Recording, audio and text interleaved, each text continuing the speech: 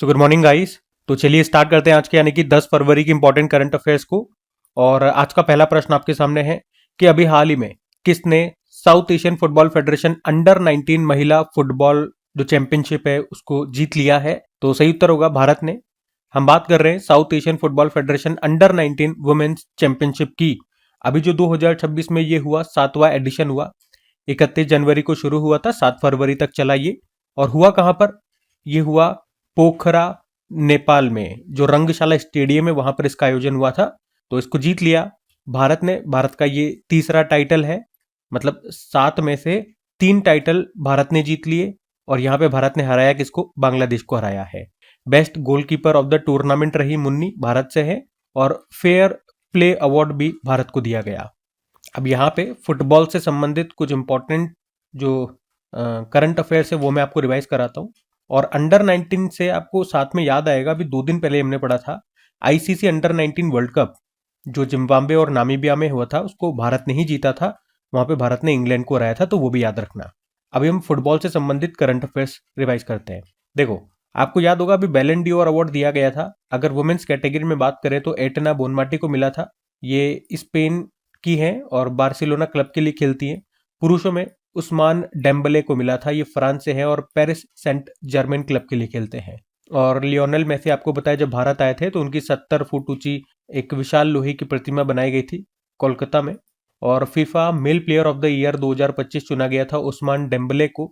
ये जो हमने ऊपर नाम पढ़ा है ना, उस्मान डेम्बले, ये वही है। और FIFA women player of the year Etna Bonmati को चुना गया, ये जो हमने ऊपर पढ़ा बैलन डी और में, ये वही है।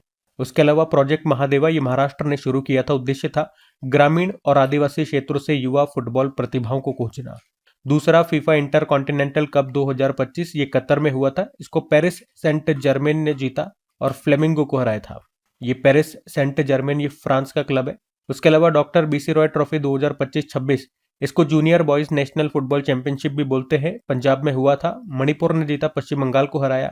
और अभी भारतीय पुरुष फुटबॉल टीम के कोच बने थे खालिद जमील।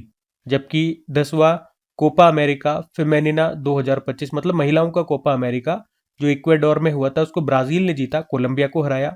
भारत की पहली फीफा टैलेंट अकेडमी कहां पर शुरू हुई? हैदराबाद में, हैदराबाद के गाचीबोवली स्टेडियम में। FPA player of the year award 3 बार जीतने वाले पहले खिलाड़ी बने मोहम्मद सलाह, मिस्र से हैं। अभी डूरंड कप 2025 का 134वां संस्करण हुआ था और इसको जीता किसने? North east United football club ने जीत लिया डायमंड हार्बर फुटबॉल क्लब को हरा करके। और उसी तरह से आपको याद होगा अभी जो पहला South Asian Football Federation women's club championship 2025 हुआ था, ये हुआ था काठमांडू नेपाल में। और इसको जीत लिया ईस्ट बंगाल फुटबॉल क्लब ने नेपाल को हरा करके। बाकी फीफा अरब कप 2025 जो कतर में हुआ था, उसको मोरक्को ने जीता जॉर्डन को हरा करके। बाकी साउथ एशियन फुटबॉल फेडरेशन की भी बात कर ले तो स्थापना होती है 1997 में। इसका मुख्यालय आपको ढाका बांग्लादेश में मिलेगा।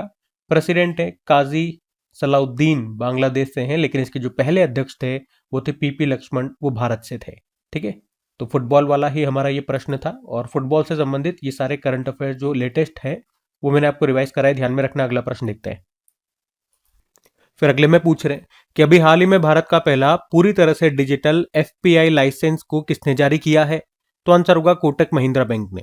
तो याद रखेंगे अभी कोटक महिंद्रा बैंक ने देश का पहला पूरी तरह से digital foreign portfolio investor licence को जारी किया। एफपीआई का मतलब यहाँ पे यही हो गया, फॉरेन पोर्टफोलियो इन्वेस्टर। और यहाँ पे digital foreign portfolio investor licence जारी करने से मतलब क्या है? मतलब इसके आवेदन से लेकर मंजूरी तक पूरी प्रक्रिया इलेक्ट्रॉनिक सिग्नेचर के माध्यम से ऑनलाइन पूरी की गई है। मतलब इसमें किसी भी तरह का फिजिकल कागजी काम नहीं हुआ, सारा काम डिजिटली हो गया।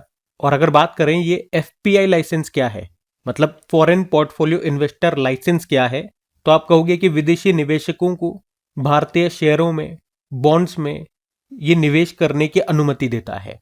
और अभी तक क्या होता था कि एफपीआई लाइसेंस पाने के लिए विदेशी निवेशकों को अपने डॉक्यूमेंट्स यहाँ पे भेजने होते थे, उसके बाद कई प्रक्रियाएं होती थी, मतलब इसमें काफी समय लग जाता था। लेकिन अब जब ये पूरी तरह से डिजिटल एफपीआई लाइसेंस की शुरुआत होने से जो लगने वाला समय है ये बहुत कम हो जाएगा। अच्छा, ये विदेशी निवेशक एफपीआई लाइसेंस मिलने से क्या करते हैं? तो मैंने आपको बताया हमारे शेयर मार्केट में ये इन्वेस्ट करते हैं। और आप इसको कंफ्यूज मत करना एफडीआई से, ये एफपीआई है।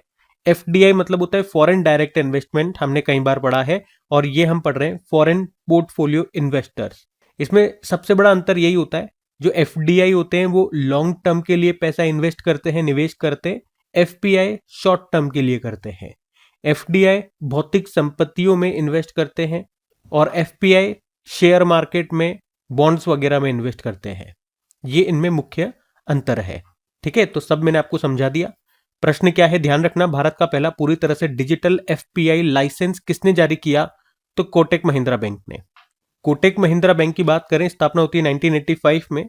और हाँ, इसके फाउंडर कौन है? उदय कोटक। और उदय कोटक से याद आ रहा है क्या, अभी 2026 में पद्म भूषण उदय कोटक को भी दिया गया है, पढ़ा था हम लोगों ने। हेडक्वार्टर इसका मुंबई में है, एमडी सीईओ अशोक वासवानी है। इसका टैगलाइन होता है let's make money simple. Photo ले लिए? अच्छा, अब बैंक वाला प्रश्न है, कुछ और बैंकिंग से संबंधित करंट अफेयर्स में आपको रिवाइज कराता हूं। एक याद रखना, अगर पूछे किस पेमेंट बैंक को डिजिटल भुगतान पुरस्कार 2024-25 से सम्मानित किया गया था? India post payment bank. Bharat के पहले नेशनल बायो बैंक का उद्घाटन किया गया था नई दिल्ली में। भारत की पहली समुद्री केंद्रित गैर बैंकिंग वित्तीय company, non banking financial company बनी थी सागरमाला फाइनेंस कॉर्पोरेशन लिमिटेड। और वैसे आपको पता है सागरमाला कार्यक्रम ये कब शुरू होता है? मार्च 2015 में। एशियन इंफ्रास्ट्रक्चर इन्वेस्टमेंट बैंक का नया अध्यक्ष बन गई हैं जू जियाए, ये चाइना से हैं। फिनटेक कंपनी स्लाइस में भारत की पहली यूपीआई संचालित बैंक शाखा, ये कहां पर लॉन्च की? बंगलुरु। मशरेक, ये गुजरात में स्थित गिफ्ट सिटी में प्रवेश करने वाला किस देश का पहला बैंक बना? यूएई। आरबीआई से यूनिवर्सल बैंक का दर्जा पाने वाला पहला स्मॉल फाइनेंस बैंक बना था एयू स्मॉल फाइनेंस बैंक।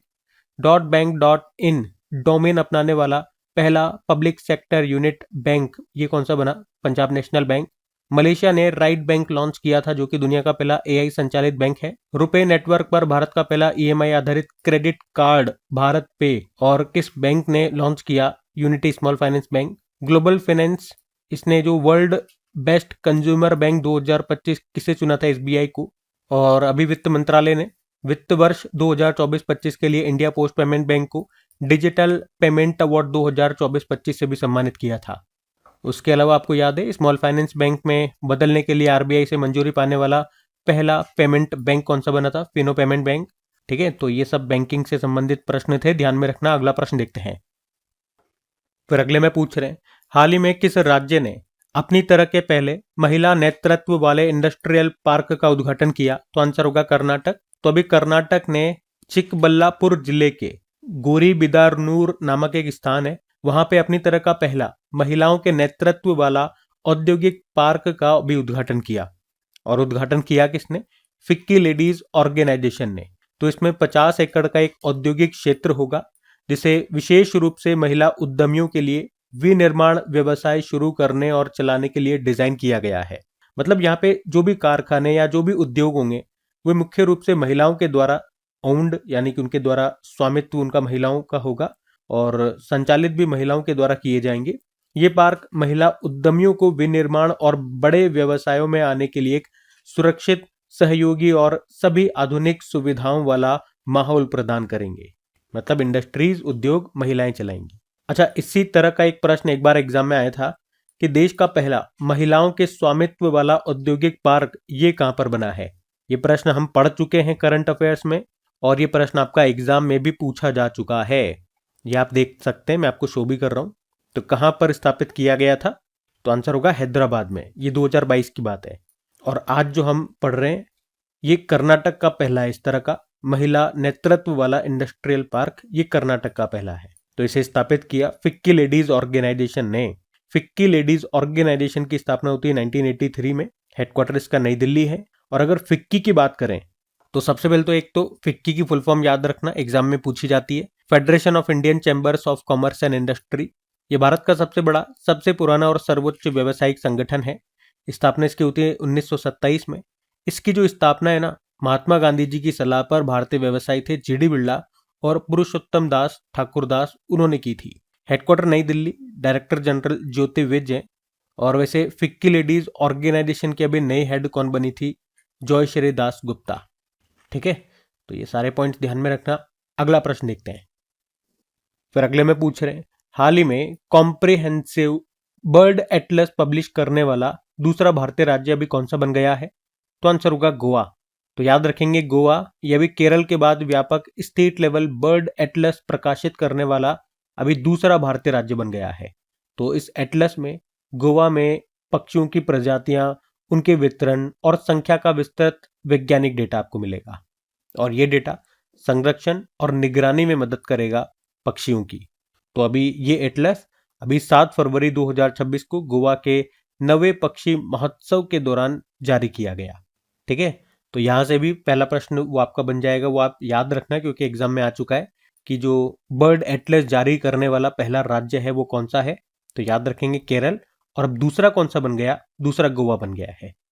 अब देखो बर्ड से और क्या क्या प्रश्न आपके बन सकते हैं मैं आपको बताता हूँ। 2-3 तो दिवस ही हो जाते हैं, जैसे कि वर्ल्ड माइग्रेटरी बर्ड डे, ये मई और अक्टूबर के दूसरे शनिवार को होता है। वर्ल्ड स्पैरो डे 20 मार्च को होता है। नेशनल बर्ड डे 5 जनवरी को होता है। और ये हम हमेशा पढ़ते हैं। देखो भारत में अपनी तरह का पहला राज्य स्तरीय पक्षी एटलस ये किस राज्य के पास है? तो आंसर होगा केरल। और अब दूसरा हो गया गोवा। उत्तराखंड ने अपनी पहली बर्ड गैलरी कहां पर खोली थी? देहरादून में। ऑक्सीजन बर्ड पार्क जिसे बोलते हैं अमृत महोत्सव पार्क, इसका उद्घाटन किया गया था नागपुर में। बर्ड मैन ऑफ इंडिया कहे जाते हैं Salim Ali. Great backyard bird count में लगातार तीसरे साल सर्वाधिक पक्षी प्रजातियों में पश्चिम बंगाल टॉप पर रहा था। और किस राज्य में ग्रेटर फ्लेमिंगो अभ्यारण्य स्थापित किया गया? तमिलनाडु में। तमिलनाडु के रामनाथपुरम जिले में। लेकिन याद रखना ये जो ग्रेटर फ्लेमिंगो है ना, ये किस राज्य का राजकीय पक्षी है? गुजरात का है। नलबाना पक्षी अभ्यारण्य कहां पर है? उड़ीसा में। जो आपने चिल्का झील देखी है, जो कि भारत की सबसे बड़ी खारे पानी की लगून झील है, उसी में आपको मिलेगा नलबाना पक्षी अभ्यारण्य। उसके अलावा ये एक प्रश्न देखो एग्जाम में पूछा गया प्रश्न है कि बर्ड के अध्ययन को क्या कहते हैं? तो इसका उत्तर क्या हो जाएगा? ऑर्निथोलॉजी कहते हैं। याद रखना ऑर्निथोलॉजी। अच्छा, अब एक प्रश्न मैं आपसे पूछ लेता हूं। आप मुझे बताओ भारत का अभी पहला तितली अभ्यारण्य ये कहां पर बना और कौन सा बना? ठीक है, ये प्रश्न आपके लिए हो जाता है। और आज जो हमारे प्रश्न का उत्तर था गोवा, तो गोवा में आपको ले चलता हूं। ये रहा मैप में गोवा। कैपिटल पणजी हो गई, जो कि मांडवी नदी के किनारे है। मुख्यमंत्री प्रमोद सावंत हो गए। गवर्नर है अशोक गजपति राजू। और गोवा मुक्ति दिवस, गोवा लिबरेशन डे होता है 19 दिसंबर को। उसके अलावा याद रखना बाकी गोवा से संबंधित कुछ और प्रश्न देखते हैं कि पुरानी भारतीय समुद्री निर्माण तकनीक से निर्मित सिला हुआ जहाज ये कहां पर लॉन्च हुआ? गोवा में। 5वां आसियान भारत युवा सम्मेलन 2025 हुआ गोवा में। और पूर्ण कार्यात्मक साक्षरता का दर्जा हासिल करने वाला भारत का दूसरा राज्य बना था गोवा। पहला कौन सा था? मिजोरम। और गोवा के ओजो फैनी को जीआई टैग दिया गया। राजभवन अन्न धन योजना शुरू हुई। भारत की पहली आरओ फेरी सेवा ये कहां पर शुरू हुई थी? गोवा में ही। और फिडे चेस वर्ल्ड कप 2025 को होस्ट किया था भारत ने। भारत में भी कहां पे हुआ था? गोवा में। आप बता सकते हो उसमें विजेता कौन रहे थे? चलो आपके लिए होमवर्क प्रश्न रख देते हैं। आपको बताना है इसमें विजेता कौन थे, किस देश से थे। और 5वां आसियान इंडिया यूथ समिट हुआ था गोवा में ही। ये तो हमने ऊपर भी पढ़ लिया, वही प्रश्न है। बाकी 10वां आयुर्वेद दिवस की मेजबानी 2025 में गोवा ने की थी। और याद रखना आयुर्वेद दिवस हम मनाते हैं अब 23 सितंबर को। थीम थी जन पृथ्वी के लिए आयुर्वेद। महाजय घर योजना ये भी गोवा में शुरू हुई थी। तीसरा इंटरनेशनल पर्पल फेस्टिवल का आयोजन भी हुआ था गोवा के पणजी में। भारत का पहला एकीकृत न्यूरो पुनर्वास केंद्र गोवा में स्थापित किया गया और इसे नाम दिया था प्रयास। देश का पहला रेबीज मुक्त राज्य बना था गोवा। भारतीय नौसेना ने गोवा में स्थित आईएनएस हंसा में MH-60R हेलीकॉप्टरों के अपने दूसरे स्क्वाड्रन को नौसेना में शामिल किया था। और प्रधानमंत्री नरेंद्र मोदी ने गोवा में भगवान श्री राम की सबसे ऊंची मूर्ति का अनावरण किया था, जिसकी हाइट है 77 फीट, कांस्य की बनी है। रामवी सुतार इसके वास्तुकार थे। इनका तो निधन भी हो गया वैसे अभी, है ना। तो ये सब बातें गोवा से ध्यान रखना। अगला प्रश्न हम देखते हैं। फिर देखो अगले में क्या पूछ रहे हैं कि अभी हाल ही में बैडमिंटन एशिया टीम चैंपियनशिप 2026 का आयोजन ये कहां पर किया गया? तो आंसर होगा चाइना में। बैडमिंटन एशिया टीम चैंपियनशिप 2026 इसका अभी ये 6ठा संस्करण हुआ था 3 से लेकर 8 फरवरी तक। कहां? किंगदाओ, चाइना में। और इसमें वैसे टॉप पर अगर आप देखोगे मेडल के हिसाब से तो साउथ कोरिया टॉप पर है, क्योंकि इसके पास 1 गोल्ड है और 1 ब्रोंज है, यानी कि टोटल 2 मेडल है। दूसरे स्थान पे जापान है, 1 गोल्ड है। तीसरे पे चाइना रहा, 2 सिल्वर है इसके पास। और अगर हम अलग अलग कैटेगरी वाइज बात करते हैं, मेंस कैटेगरी वुमेन्स कैटेगरी में, तो फिर आप देखोगे जापान ये मेंस कैटेगरी में टॉपर है क्योंकि इसने मेंस कैटेगरी में एक गोल्ड जीता। साउथ कोरिया वुमेन्स कैटेगरी में टॉपर है, उसने वुमेन्स कैटेगरी में गोल्ड जीता है। और हम सबको मिलाकर के अगर मेडल टैली में देखते हैं तो साउथ कोरिया के पास एक गोल्ड एक ब्रोंज है, मतलब 2 मेडल आ गए, इसलिए वो टॉपर हो गया ओवरऑल मेडल टैली में। जापान के पास केवल एक ही मेडल है, एक ही गोल्ड है, इसलिए वो दूसरे स्थान पर रहा। अब बैडमिंटन से कुछ और प्रश्न हम रिवाइज करें। देखो, एक तो आपको याद रखना है कि इस साल जो 30वां 30th नंबर का बैडमिंटन वर्ल्ड चैंपियनशिप होगा, भारत में होगा, भारत में भी कहा, नई दिल्ली में। उसके अलावा BWF एथलीट आयोग के अध्यक्ष बनाई गई पीवी सिंधु, और हमने पढ़ा था पीवी सिंधु 500 सिंगल्स मुकाबले जीतने वाली पहली भारतीय शटलर बन गई। शटलर मतलब बैडमिंटन प्लेयर। साइना नेहवाल, अभी इन्होंने अपने खेल से संन्यास की घोषणा कर दी थी। अभी 24वें इंडिया ओपन बैडमिंटन टूर्नामेंट, जिसको योनेक्स सनराइज इंडिया ओपन भी कहते हैं, उसमें मेन सिंगल का टाइटल लिन चुन यी ने जीता था, ताइवान से है। वुमेन सिंगल आन शी यांग ने जीता, साउथ कोरिया से है। ठीक है, तो बैडमिंटन से संबंधित ये बिल्कुल लेटेस्ट और इंपॉर्टेंट करंट अफेयर्स के प्रश्न हैं, इनको आप ध्यान में रखना। अगला प्रश्न हम देखते हैं। फिर अगले में पूछ रहे हैं कि अभी हाल ही में भारतीय वायुसेना ने वायु शक्ति 2026 अभ्यास का आयोजन कहां पर किया? तो आंसर होगा राजस्थान में। तो हम बात कर रहे हैं वायु शक्ति अभ्यास 2026 की, और ये भारतीय वायुसेना का एक प्रमुख सैन्य अभ्यास है जिसका आयोजन ये फरवरी 2026 में किया गया था। कहां पर? राजस्थान में जैसलमेर के पोखरन रेंज में। तो इसमें 100 से ज्यादा विमान हिस्सा लेंगे।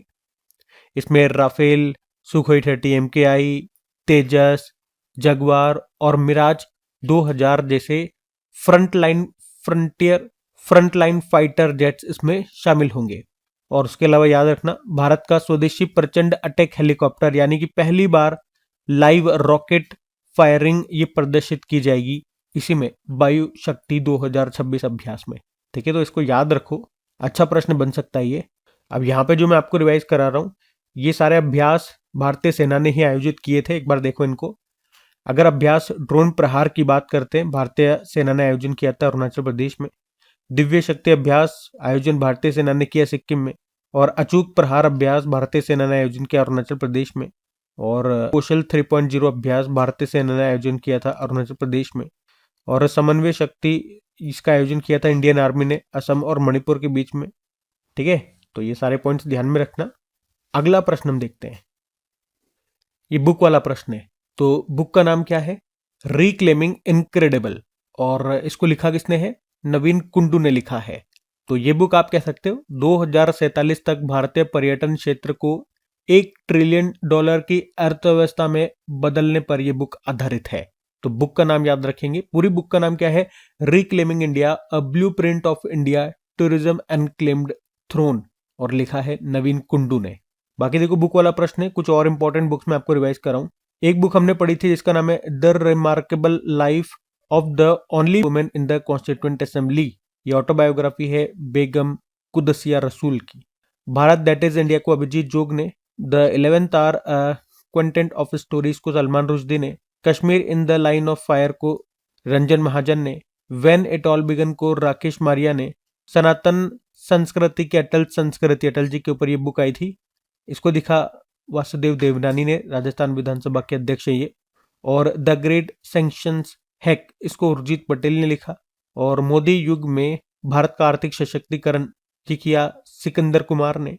माई इंडिया ऑफ नेशन फर्स्ट को लिखा उदय कुमार ने, और इसको लॉन्च किया था नितिन गडकरी ने।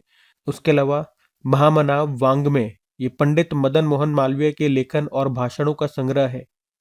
और in space of the nation reflection of the bureaucrat, इसको लिखा था प्रताप सिंह ने। ठीक है, तो ये सारी बुक्स भी ध्यान में रखना।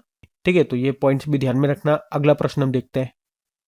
फिर अगले में पूछ रहे हैं कि विश्व दलहन दिवस, वर्ल्ड पल्सेस डे, ये कब मनाया गया? तो ये मनाया जाता है 10 फरवरी को। तो याद रखेंगे सिंपल सा कि हर साल 10 फरवरी को वर्ल्ड पल्सेस डे के रूप में मनाया जाता है। मनाने का उद्देश्य दुनिया भर में दालों के महत्व के बारे में जागरूकता बढ़ाना। और थीम क्या है इस बार की? Pulses of the world from modesty to excellence, विश्व की दालें सादगी से उत्कृष्टता की ओर। आपको याद आता होगा कि यूनाइटेड नेशन जनरल असेंबली ने 2016 को इंटरनेशनल ईयर ऑफ पल्सेस घोषित किया था, और उसके बाद 2019 को पहली बार वर्ल्ड पल्सेस डे मनाया गया था। ठीक है, तो ये होता है पल्सेस डे, विश्व दलहन दिवस 10 फरवरी को। और वैसे 10 फरवरी को international day of Arabian leopard के रूप में भी मनाया जाता है। बाकी आप देखोगे फरवरी में अभी तक कौन कौन से दिवस मनाए गए, तो 1 फरवरी को भारतीय तटरक्षक दिवस, 2 फरवरी को विश्व आर्द्रभूमि दिवस, 4 फरवरी को वर्ल्ड कैंसर डे, और 6 फरवरी को भी महिला जननांग विकृति के प्रति शून्य सहिष्णुता का अंतर्राष्ट्रीय दिवस मनाया गया था। ठीक है, तो ये अब ध्यान में रखना। अगला प्रश्न देखते हैं। फिर अगले में देखो क्या पूछ रहे हैं। अभी हाल ही में रूरल इलेक्ट्रिफिकेशन कॉर्पोरेशन लिमिटेड में किसने 52.63 परसेंटाइल हिस्सेदारी को खरीद लिया? तो आंसर होगा पावर फाइनेंस कॉर्पोरेशन। तो याद रखेंगे अभी पावर फाइनेंस कॉर्पोरेशन लिमिटेड ने रूरल इलेक्ट्रिफिकेशन कॉर्पोरेशन लिमिटेड में सरकार की 52.63% हिस्सेदारी को खरीद लिया है। और इस अधिग्रहण के बाद रूरल इलेक्ट्रिफिकेशन कॉर्पोरेशन ये पावर फाइनेंस कॉर्पोरेशन की एक सब्सिडरी, एक सहायक कंपनी बन गई है। तो रूरल इलेक्ट्रिफिकेशन कॉर्पोरेशन की बात करें, स्थापना इसकी होती है 1969 में। और याद रखना ये एक महारत्न कंपनी है जिसका मुख्यालय आपको नई दिल्ली में मिलेगा। और आपको बता दूं कि जो दीनदयाल उपाध्याय ग्राम ज्योति योजना है, सौभाग्य योजना है, और अभी लेटेस्ट प्रधानमंत्री सूर्य घर मुफ्त बिजली योजना है, इन सभी योजनाओं को इम्प्लीमेंट करने का काम किया था इसी ने। इसके सीएमडी है जितेंद्र श्रीवास्तव। और पावर फाइनेंस कॉर्पोरेशन की स्थापना 1986 में होती है और मुख्यालय नई दिल्ली, सीएमडी है परमिंदर चोपड़ा। ठीक है, तो किसने किसको खरीद लिया है तो ये ध्यान रखना। हम अगला प्रश्न देखते हैं। फिर अगले प्रश्न में पूछ रहे हैं कि अभी हाल ही में किस देश का फ्यूगो ज्वालामुखी सक्रिय हुआ, एक्टिव हुआ?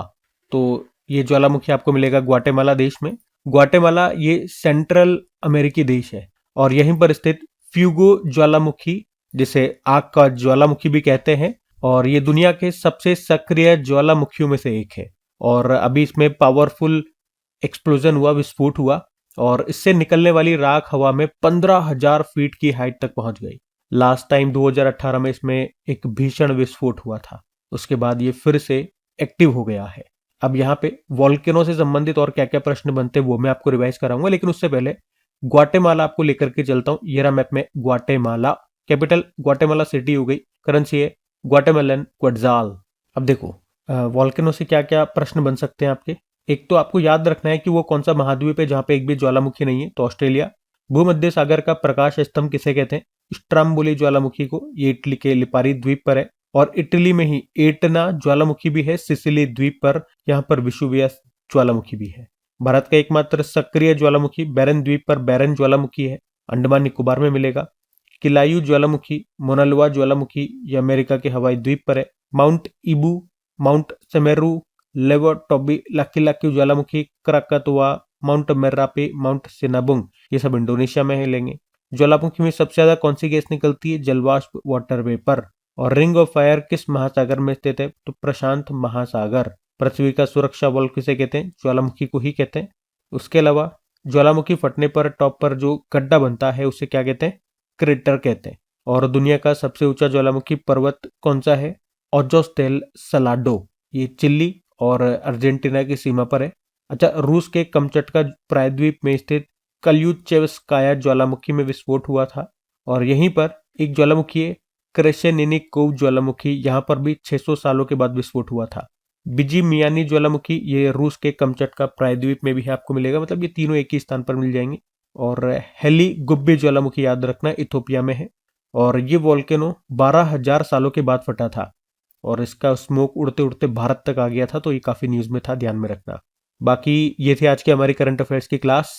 कमेंट करके जरूर बताइएगा सेशन आपको कैसा लगा। अच्छा लगा तो प्लीज अपने दोस्तों के साथ में स्टडी ग्रुप में अपने इस वीडियो को शेयर जरूर कीजिएगा, और वीडियो को लाइक नहीं करा तो लाइक कर देना।